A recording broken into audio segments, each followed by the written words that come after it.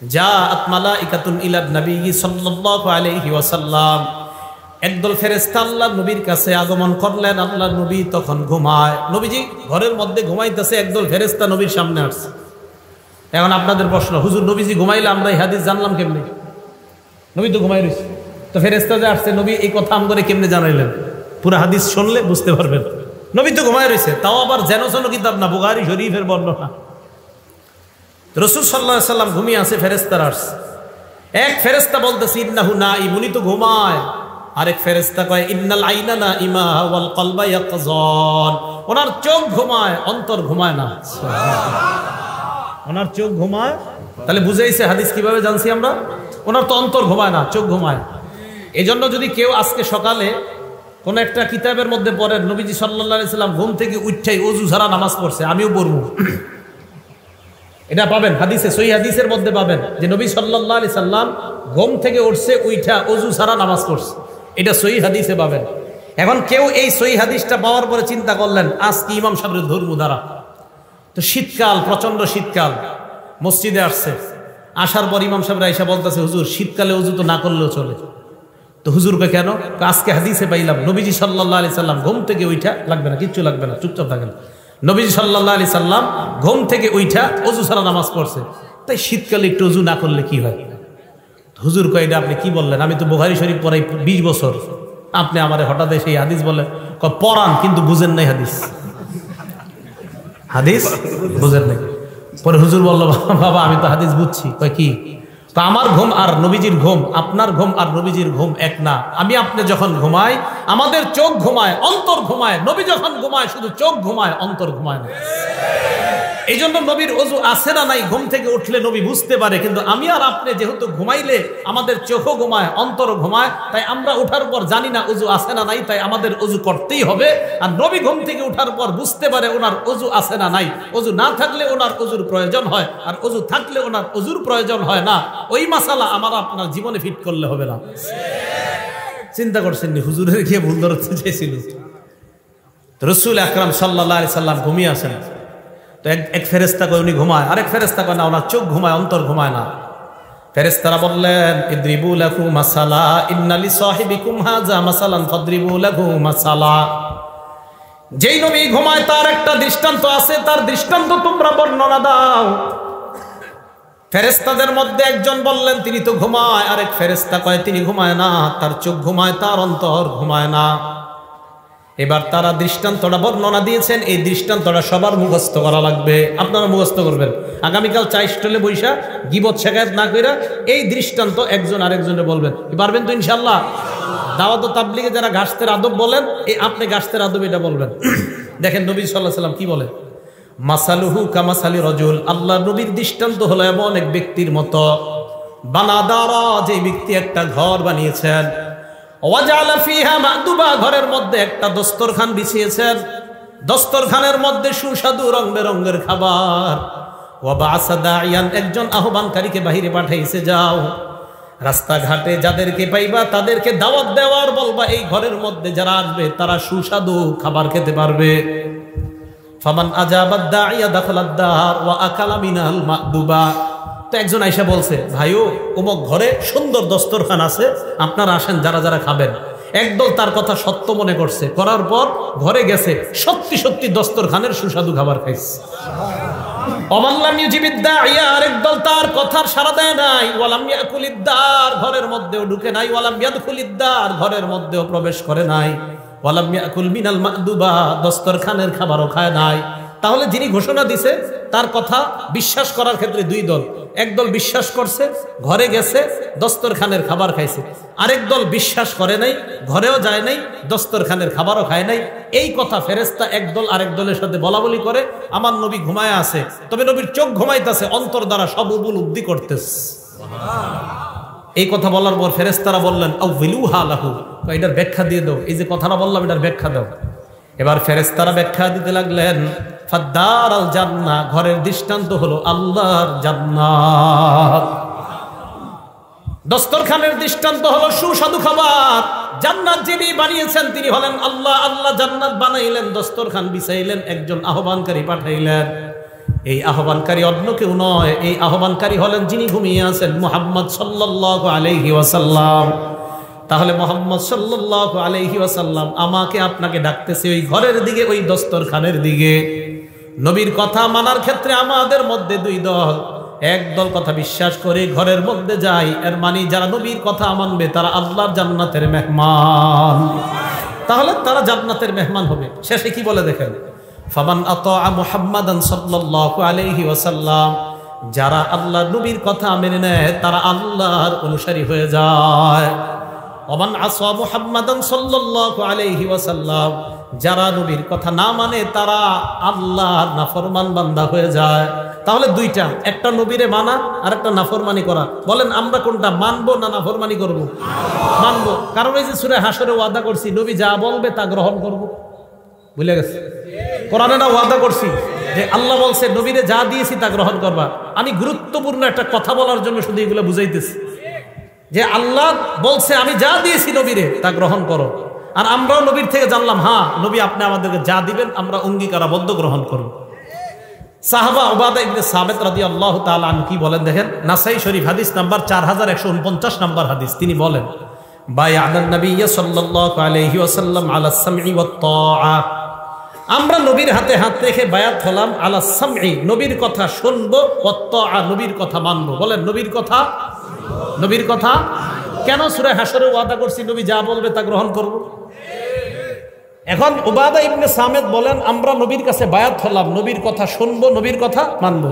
কোন ক্ষেত্রে দেখেন কি বলে, ফিল ইউসরি ওয়াল উসরি, আমার অনুকূলে হলেও নবীর কথা মানবো, আমার প্রতিকূলে হলেও নবীর কথা মানবো। মানে আমার পক্ষে গেলেও মানবো, আমার বিপক্ষে গেলেও মানবো, কারণ কথাটা আমার নবী। ওয়াল মানশাতি ওয়াল মুকরাহ, মানশাত মানে সুখেও মানবো, মুকরাহ মানে দুঃখেও মানবো। তাহলে সুখের সময় আমার নবীকে মানবো, দুঃখের সময়ও নবীকে মানবো। এরপরে বলতেছে ওয়ান লা নুনাজিআল আমরু আহলা, যোগ্য মানুষ যদি যোগ্যতার আসনে বসে যায় এটার বিরোধিতা আমরা করব না, এই মর্মে আমরা বায়াত হলাম। আর যদি অযোগ্য ব্যক্তি যোগ্যতার আসনে বসে যায় এটার বিরোধিতা করা ফরজ হয়ে যায়। এটা এই মর্মে বায়াত হয়েছে সাহাবারা। আর কি ওয়ান্নাকুমা বিল হক্কি হাইসু লা তাখাফু ফিল্লাহি লাওমাতা লাইম, হক কথা বলতে কখনো আমরা কাউকে ভয় করব না, এই মর্মে নবীর কাছে আমরা বায়াত হলাম। তাহলে নবীর কাছে আমরা বায়াত হলাম, নবী যা বলবে তা শুনবো এবং মানবো। কেন? সূরা হাসরে আমরা ওয়াদা করলাম, আল্লাহ বলছেন আমার নবীকে যা দিলাম তোমরা তা গ্রহণ করো। এখন নবী আমাদেরকে কি নিষেধ করছে আর কি আদেশ করছে দেখেন তো একটু। নাসাই শরীফ হাদিস নাম্বার 4161 নাম্বার হাদিস, ক্বালা রাসূলুল্লাহ সাল্লাল্লাহু আলাইহি ওয়াসাল্লাম, আল্লাহ নবী বলেন বায়ুইনি আলা আল্লা তুশরিকু বিল্লাহি শাইআ, আমার কাছে তোমরা বায়াত হও তোমরা আল্লাহর সাথে শিরিক করবে না। তাহলে ওই যে আবার কোরআনে বলছে নবী যা বলবে তা মানবো, নবী বলছে শিরিক করা যাবে না, তাহলে শিরিক করা, শিরিক করা। সেজদা কাকে দিতে হয়? যদি মাজারে সেজদা দেওয়া হয় শিরিক। আর শিরিক বলেন মাজারে সেজদা দিলে সেজদা দিতে হয় কাকে? আল্লাহকে। আল্লাহ বলছে শিরিক করো না, নবীও বলছে শিরিক করো না, তো নবীর কথা কেন মানবো? আল্লাহ বলছে নবী যা দেয় এটা গ্রহণ করো। তাহলে এক নাম্বার শিরিক করো না, এই মর্মে বায়াত হও, তো আমরা বায়াত হলাম। ওয়ালা তাসরিকু, তোমরা চুরি করবে না, বায়াত হও। ওয়ালা তাজিনু, তোমরা ব্যভিচার করবে না, জিনা করবে না, বায়াত হও। জিনা কারে কয়? মানে আমাদের মাথায় একটা হিসাব করে যে জিনা মনে হয় ওইটা, না না, সহিহ বুখারী 6612 নম্বর হাদিস, ক্বালা রাসূলুল্লাহ সাল্লাল্লাহু আলাইহি ওয়াসাল্লাম ইন্নাল্লাহা কাতাবা আলা ইবনি আদম হাজ্জাহু মিনাজ জিনা আদরাকা যালিকা লা মাহালা, সমস্ত আদম সন্তান আমি আপনি আলেম জাহেল সবাইকে আল্লাহ জিনা নামক পরীক্ষা দ্বারা পরীক্ষা করবেন। এই পরীক্ষায় সময় পড়তে হবে ফাজিনাল লিসান আল মান্তিক, জবানের জিনা হলো কথা বলা। যেই নারীর সাথে দেখা দেওয়া হারাম, এই নারীর সাথে সরাসরি কথা বলাও হারাম। সরাসরি কথা বলা মোবাইলে, এটা আসতে হইলে বলো। যেই নারীর সাথে সরাসরি দেখা দেওয়া হারাম, এই নারীর সাথে সরাসরি কথা বলা মোবাইলে, হ্যাঁ জোরে বলেন, মোবাইলে। তাহলে জিনাল লিসান আল মান্তিক, মুখের জিনা হলো কথা বলা। ওয়া জিনাল আইনি আন নাজরু, চোখের জিনা হলো দেখা। চোখের জিনা দেখা।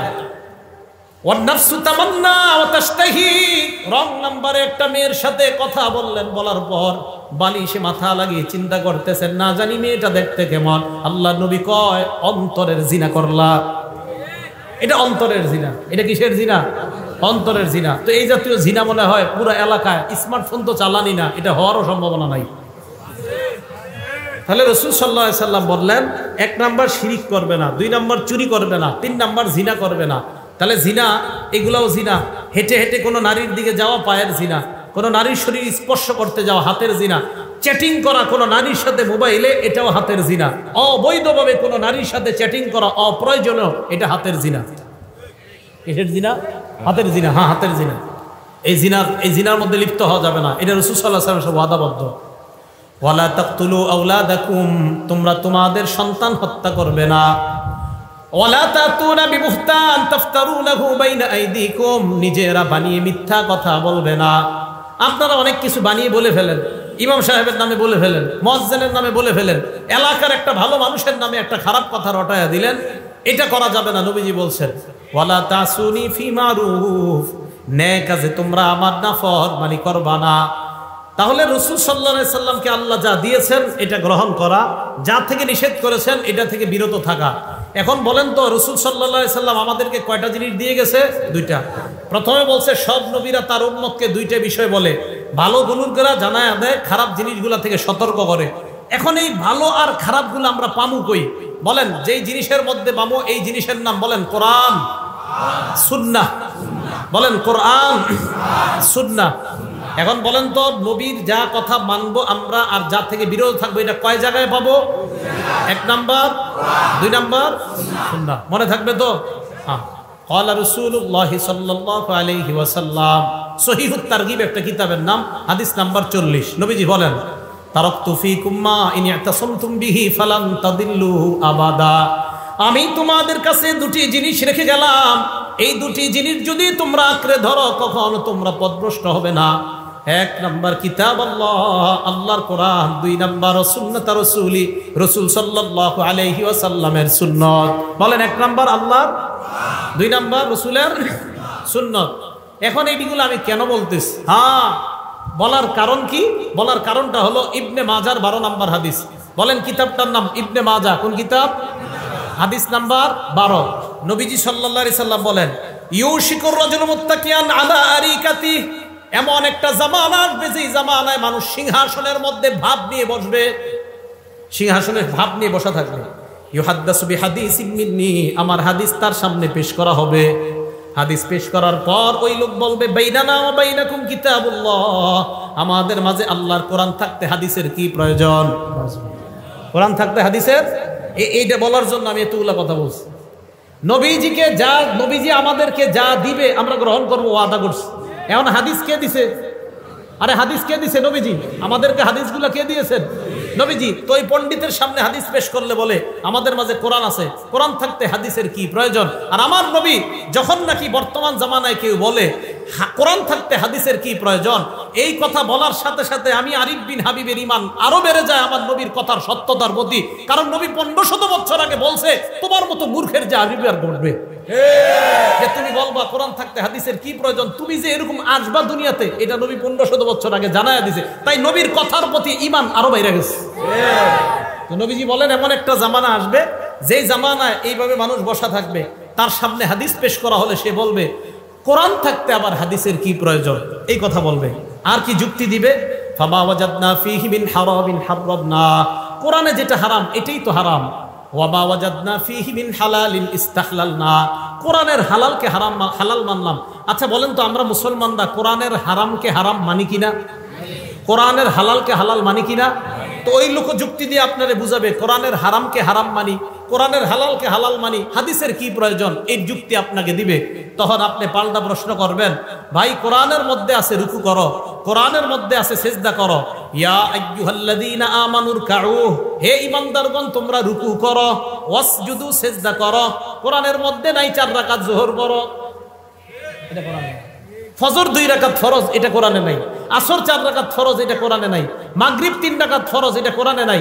এশা 4 রাকাত ফরজ, এটা কোরআনে নাই।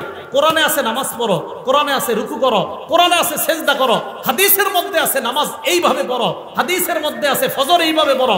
অতএব শুধু কোরআন আর শুধু হাদিস একটা বাদ দিয়ে আরেকটা মানার নাম মুনাফিক মার্কা ইমানদার। তাহলে কোরআন হাদিস একটা বাদ দিয়ে আরেকটা না, উভয়টা। মাশাআল্লাহ, তো বুঝে আসছে। কোরআনে আছে রুকু করো, কিন্তু কিভাবে করবেন এটা কোরআনে নাই। কোরআনে আছে সেজদা করো, কিভাবে সেজদা করবেন এটা কোরআনে নেই, এটা হাদিসে আছে। তাহলে কোরআন হাদিস উভয়টা মানতে হবে। সূরা নিসা আছে ফানকিহু মা তাবা লাকুম মিনান নিসা, নারীদের মধ্য থেকে যাদেরকে পছন্দ হয় তাদেরকে বিয়ে করো, এটা কোরআনে আছে। সূরা নূরের মধ্যে আছে ওয়ানকিহুল আয়ামা, তোমাদের মধ্যে যারা বিবাহের করতে পারে না, যারা এখনো বিবাহ করে নাই, যাদের বিয়ে হয় নাই নারী পুরুষ, তাদের বিয়ে করায় দাও। সূরা নিসা আছে বিয়ে করো, সূরা নূরে আছে বিয়ে করাও। কিভাবে বিয়ে করাইবা এটা কোরআনে কোথাও লেখা নেই। এই যে দুইজন বসবে, বসার পরে একজনে ইজাব বলবে, আরেকজন কবুল বলবে, এত টাকা দেন মোহরের বাবদ তোমাকে প্রস্তাব করলাম, তুমি রাজি থাকলে কবুল বলো, এটা কোরআনে কোথাও লেখা নাই। কোরআনে আছে বিয়ে করো, কোরআনে আছে বিয়ে করাও, হাদিসে আছে কিভাবে বিয়ে করাও। তাহলে কোরআন হাদিস না কোরআন হাদিস দুইটা, এই তো বুঝে আসছে আপনাদের।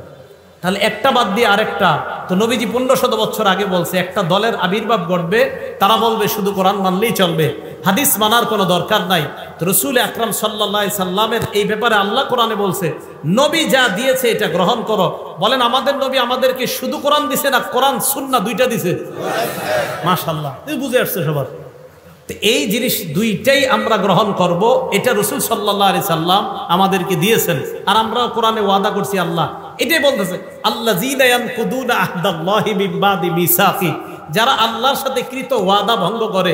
আল্লাহ আমরা ওয়াদা করছি আপনার নবী যা দিবে তা গ্রহণ করব, এই ওয়াদা আমরা ভঙ্গকারী হব না। আর ওয়াদা ভঙ্গকারী হলে আমরা ফাসিক হয়ে যাব, নাউজুবিল্লাহ। কি কথা মনে থাকবে? এবার পরের অংশে যাই। আল্লাযীনা ইয়ানকুদুনা আহদাল্লাহি মিন বাদি মিসাকি, পরের অংশটা শুরু করলে কেউ উঠেন না, আল্লাহর হস্তে উঠবেন না। কারণ পরের অংশটা এমন একটা বিষয়, এটা শুনলে অনেক উঠা যায়, উঠেন না কিন্তু। হ্যাঁ, ওয়ায়াকতাউনা মা আমারাল্লাহু বিহি আন ইউসালা, আল্লাহ যা জোড়া লাগাইতে আদেশ করে তারা তা ছিন্ন করে। ফাসিকদের দ্বিতীয় পরিচয় দিচ্ছে আল্লাহ, আল্লাহ যা জোড়া লাগাইতে বলে তারা সেটা ছিন্ন করে। আল্লাহ জোড়া লাগাইতে বলে আত্মীয়তার সম্পর্ক, এটা তারা ছিন্ন করে। কিসের সম্পর্ক? কিসের? রক্তের সম্পর্ক, আত্মীয়তার সম্পর্ক। বলেন রক্তের সম্পর্ক, আত্মীয়তার সম্পর্ক। সহিহ বুখারী হাদিস নাম্বার 5983 নাম্বার হাদিস। এক ব্যক্তি রাসূল আকরাম সাল্লাল্লাহু আলাইহি সাল্লামের কাছে আসছে, আসে বলে আখবিরনি বিআমালিন ইউদখিলুনিল জান্নাহ, ইয়া রাসূলুল্লাহ এমন কিছু আমল আমাকে বলেন যে আমলটা করলে আমি আল্লাহর জান্নাতের মেহমান হয়ে যাব। এই প্রশ্ন করার পর সাহাবারা বললেন ফাকালাল কওম মালাহ মালাহ, সাহাবারা বললেন এই লোকটার কি হইল, এই লোকটার কি হইল, কি প্রশ্ন করে, এমন আমল বলেন যে আমল করলেই জান্নাতে যাব, লোকটার কি হলো? নবীজি বলে আরে থামো, অরবুল মালাহ, লোকটার প্রয়োজনীয়তা আছে তাই জিজ্ঞাসা করছে। নবী বললেন 4 আমল করবা, মরলেই জান্নাতি হবা। কয় আমল? 1, তা'বুদুল্লাহ লা তুশরিকু বিহি শাইআ, শিরিক মুক্ত ইবাদত করবা। কি মুক্ত ইবাদত? শিরিক। উলামায়ে হযরতদের কাছে আবদার করব, মানুষের পায়ে ধরে ধরে বুঝান ভাই শিরিক করেন না। আমাদের হাজারো মুসলমানরা নামাজ পড়ে 5 ওয়াক্ত, কিন্তু সে যে শিরিক করে সে জানেও না। বিভিন্ন দিন আসলে, বিভিন্ন মাস আসলে, বিশেষ করে রজব মাস আসলে, কোন মাস? আরে কোন মাস? সামনে তো এই পদ্মা ব্রিজ না, তো পদ্মার এই পাশে কিছুটা গ্রান আছে, আর ওই পাশে তো মাশাআল্লাহ কঠিন গ্রান। গ্রান মানে গন্ধ, বেদাতের গন্ধ। বেদাতের তো গ্রান হয় না, গন্ধ। কি হয়? গন্ধ। তো দেখেন 1 নাম্বার তা'বুদুল্লাহ, আল্লাহর ইবাদত করবা, শিরিক করা যাবে না। 2 নাম্বার তুকিমুস সালাত, সালাত কায়েম করবা। 3 নাম্বার তুতিজ যাকাত, যাকাত আদায় করবা। 4 নাম্বার তাসিলুর রহিম, আত্মীয়তার সম্পর্ক জোড়া লাগাইবা, রক্তের সম্পর্ক জোড়া লাগাইবা। মারা যাইবা আল্লাহ পাক তোমাকে জান্নাতের মেহমান বানায়া দিবেন। তাহলে 4 নাম্বার রক্তের সম্পর্ক, 4 নাম্বার আত্মীয়তার সম্পর্ক, এটা আল্লাহ আদেশ করছে জোড়া লাগাইতে, এটা ছিন্ন করার আদেশ করে নাই। সহিহ বুখারী হাদিস নাম্বার 5984 নাম্বার হাদিস। এই হাদিসের মধ্যে আসছে ক্বালা রাসূলুল্লাহ সাল্লাল্লাহু আলাইহি ওয়াসাল্লাম লা ইয়াদখুলুল জান্নাতা কাতিউন, আত্মীয়তার সম্পর্ক ছিন্নকারী জান্নাতে প্রবেশ করবে না। রক্তের সম্পর্ক ছিন্নকারী জান্নাতে প্রবেশ করবে না। ঢাকা 10 তলা বাড়ি করছে, তার বোন ঈদের দিন মানুষের কাছে গোস্তের জন্য বসে থাকতে হয়, তার আপন বোন অন্যের কাছে খাদ্যের জন্য বসে থাকতে হয়। ঢাকা বাড়ি আছে 5 তলা 6 তলা, ভাইয়ের বোন অন্যের দাঁড়ে দাঁড়ে গিয়ে হাত পাততে হয়। আল্লাহ পাক রব্বুল আলামিন বলছে সম্পর্ক জোড়া লাগাও, রক্তের সম্পর্ক জোড়া লাগাও। এটা ছিন্ন করে যারা, তারা ফাসিক। সহিহ বুখারী হাদিস নাম্বার 5985 নাম্বার হাদিস। ক্বালা রাসূলুল্লাহ সাল্লাল্লাহু আলাইহি ওয়াসাল্লাম, আল্লাহ নবী বলেন, মান সাররাহু, যেই ব্যক্তি এটা পছন্দ করে, আইয়ুবসাতালাহু ফি রিজকিহি, কোন ব্যক্তি যদি চায় তার রিজিকের মধ্যে বরকত হোক। রিজিকে বরকত সবাই চান। 2 নাম্বার, ওয়ায়ুনসালাহু ফি ইসরিহি বা আসরিহি, কেউ যদি চায় তার হায়াতে বরকত। বলেন কয় জিনিসে বরকত? রিজিকে, হায়াতে। বলেন রিজিকে। যদি এই 2 জিনিসে কেউ বরকত চায়, নবী বলেন ফালইয়াসিল রহিমা, সে যেন রক্তের সম্পর্ক জোড়া লাগায়, আল্লাহ তার রিজিকে এবং হায়াতে বরকত দান করবেন। বলেন রিজিক আর হায়াতে বরকত দানের কয় উপায়? মানে না, উপায় একটা। রিজিক আর হায়াতে বরকত হবে একটা আমল করলে, রিজিক আর হায়াতে ভরপুর বেশি বরকত হবে একটা আমল করলে, সেটা হলো রক্তের সম্পর্ক জোড়া লাগাইলে। রক্তের সম্পর্ক জোড়া লাগাইলে রিজিকে বরকত হবে, হায়াতে বরকত হবে। এটা আজীব হাদিস শুনেন, সহিহ বুখারী হাদিস নাম্বার 5987 নাম্বার হাদিস। ইন্নাল্লাহা খালাকাল খালকা, আল্লাহ সৃষ্টি বানাইলেন, আসমান জমিন বানাইলেন। বানানোর পর হাত্তা ইদা ফারাগা মিনাল খালকি, আল্লাহ যখন সৃষ্টি থেকে অবসর হলেন, দেখেন কি কামাতির রহিম, রক্তের সম্পর্কটা আল্লাহর সামনে দাঁড়ায় গেছে। আরে আমি আপনারা কিন্তু সম্পর্কটা এটা কেমনে দাঁড়াইছে আল্লাহ জানে, দাঁড়াইছে। দাঁড়ানোর পর আল্লাহকে বললেন, আল্লাহ হাযা মাকাবুল আইজি বিকা মিনাল কাতিআ, আল্লাহ রক্তের সম্পর্ক যারা ছিন্ন করে তাদের থেকে পানা চাওয়ার আপনি তো শ্রেষ্ঠ জায়গা, তাই আমি আপনার সামনে দাঁড়াইলাম। আল্লাহ বললেন, আমা তারদাইনা আন আসিলা মান ওয়াসালাক, তুমি কি সন্তুষ্ট না যারা তোমাকে রক্ষা করবে? আমি ওয়াদা করলাম, আমি আল্লাহ তাদেরকে রক্ষা করার ওয়াদা করলাম। রক্তের সম্পর্ককে আল্লাহ বললেন, ভাই ভাইকে যদি সম্পর্ক রক্ষা করে, ভাই বোনের সম্পর্ক যদি রক্ষা হয়, রক্ত আর আত্মীয়তার বন্ধন যদি রক্ষা হয়, আমি আল্লাহ ওই ব্যক্তিকে রক্ষা করব। এরপরেরটা কি কইছে? ওয়া আকতাআ মান কাতাআক, তোমাকে যারা ছিন্ন করবে আমি আল্লাহ তাকে ছিন্ন করব। আত্মীয়তার সম্পর্ক যে ছিন্ন করবে আমি তাকে ছিন্ন করব। আল্লাহ আমাদের সকলকে আত্মীয়তার সম্পর্ক জোড়া লাগানোর তৌফিক দান করেন। অনেকে প্রশ্ন করে, হুজুর আমার আত্মীয় যদি আমার সাথে খারাপ ব্যবহার করে আমি কি করব? করে না? জবাব আসতেছে, আগে শুনেন। সহিহ বুখারী হাদিস নাম্বার 5990 নাম্বার হাদিস। ক্বালা রাসূলুল্লাহ সাল্লাল্লাহু আলাইহি ওয়াসাল্লাম, আল্লাহ নবী বলেন, ওয়ালাকিল্লাহুম রাহিমুন আবুল্লু বিবালালিহা, নবীজি বলেন আত্মীয়তার সম্পর্কের একটা রস আছে। আত্মীয়তার সম্পর্কের যে রস, এই রসের মাধ্যমে আত্মীয়তার সম্পর্ককে আমি প্রাণবন্ত করে রাখি, সজীব করে রাখি। রক্তের সম্পর্ককে আমি সজীব করে রাখি, প্রাণবন্ত করে রাখি সবসময়। এবার প্রশ্নের উত্তর নেন। যারা বলেন, হুজুর আমার বোন তো আমার সাথে কথা বলে না, আমার ভাই আমার সাথে কথা বলে না, আসেনি এই অভিযোগ। হ্যাঁ, এখন তাদের অভিযোগের জবাব নবীজি দিয়ে দিছে, আমি কি দিব? সহিহ বুখারী হাদিস নাম্বার 5991 নাম্বার হাদিস। ক্বালা রাসূলুল্লাহ সাল্লাল্লাহু আলাইহি ওয়াসাল্লাম, আল্লাহ নবী বলেন, লাইসাল ওয়াসিলু বিল মুকাফি, কয় শুধুমাত্র আমি আমার ভাইয়ের সাথে সম্পর্ক জোড়া লাগাইলাম এটার নামে আত্মীয়তার সম্পর্ক রক্ষাকারী এমন না। এটা তো আত্মীয়তার সম্পর্ক রক্ষা হচ্ছেই।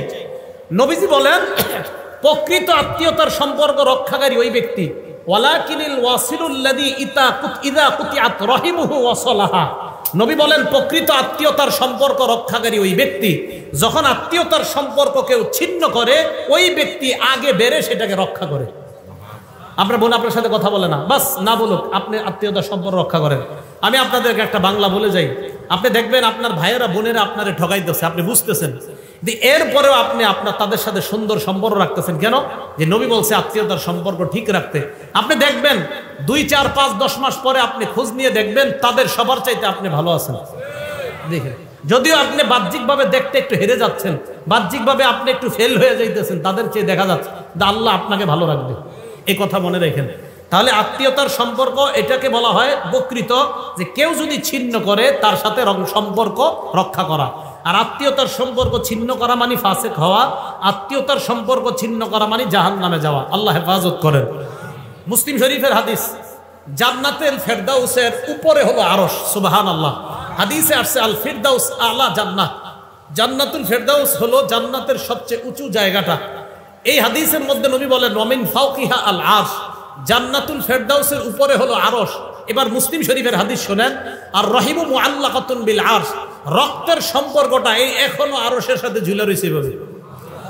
এইভাবে ঝুলে ঝুলে রক্তের সম্পর্ক আর আত্মীয়তার সম্পর্ক বলতে থাকে, মান ওয়াসালানি ওয়াসালাহুল্লাহ, আমাকে যারা রক্ষা করে আল্লাহ যেন তাদেরকে রক্ষা করে। অমান কতানি কতাহুল্লাহ, রক্তের সম্পর্ক ঝুলে ঝুলে বলে আমাকে যারা ছিন্ন করে আল্লাহ যেন তাদেরকে ছিন্ন করে দেয়। নাউজুবিল্লাহ। রক্তের সম্পর্ক আরশের সাথে ঝুলে ঝুলে বলে আমাকে যারা রক্ষা করে আল্লাহ যেন তাদেরকে রক্ষা করে, আমাকে যারা ছিন্ন করে আল্লাহ যেন তাদেরকে ছিন্ন করে। আল্লাহ আমাদের সকলকে রক্তের সম্পর্ক রক্ষা করার তৌফিক দান করে। আবু দাউদ শরীফ হাদিস নাম্বার 4902 নাম্বার হাদিস, নবীজি সাল্লাল্লাহু আলাইহি সাল্লাম বলেন, মা মিন আজদারু আইয়ু আজ্জিলাল্লাহু লি সাহিবিহিল উকুবাতা ফিদ দুনিয়া ওয়া মা ইয়াদখিরু লাহু ফিল আখিরাহ মিসলুল বাগী ওয়া কাতিআতির রাহিম। রাসূল সাল্লাল্লাহু আলাইহি সাল্লাম বলেন, কোন অপরাধ এত ভয়ঙ্কর না, রক্তের সম্পর্ক ছিন্ন করা এত ভয়ঙ্কর অপরাধ, আত্মীয়তার সম্পর্ক ছিন্নকারীকে আল্লাহ দুনিয়াতে তো শাস্তি দিবেই, আখিরাতেও যে তার জন্য কি ভয়ঙ্কর শাস্তি আল্লাহ প্রস্তুত করে রাখছে, অন্য কোনো অপরাধের জন্য এত ভয়ঙ্কর শাস্তি রাখছে কিনা নবী বলে আমার জানা নাই। এই অপরাধের জন্য আল্লাহ যেই পরিমাণ শাস্তি আল্লাহ প্রস্তুত করে রাখছে। তাহলে আত্মীয়তার সম্পর্ক ছিন্নকারীকে দুনিয়াতেও শাস্তি দিবে, আখিরাতেও শাস্তি দিবে। আবু দাউদ শরীফের হাদিস। সহিহ বুখারী হাদিস নাম্বার 6138 নাম্বার হাদিস। বলেন আল্লাহরে বিশ্বাস করি কারা কারা? হাত উঠায় রাখেন, বিশ্বাস করি সবাই। তাহলে হাত উঠায় হাদিসটা শুনেন। ক্বালা রাসূলুল্লাহ সাল্লাল্লাহু আলাইহি ওয়াসাল্লাম, মান কানা ইউমিনু বিল্লাহি ওয়াল ইয়াউমিল আখির, রাসূল সাল্লাল্লাহু আলাইহি সাল্লাম বলে যে আল্লাহ বিশ্বাস করে, করি তো, এবং আখিরাত বিশ্বাস করে, করি, ফালইয়াসিল রহিমা, সে যেন আত্মীয়তার সম্পর্ক রক্ষা করে। হাত উঠায় রাখেন।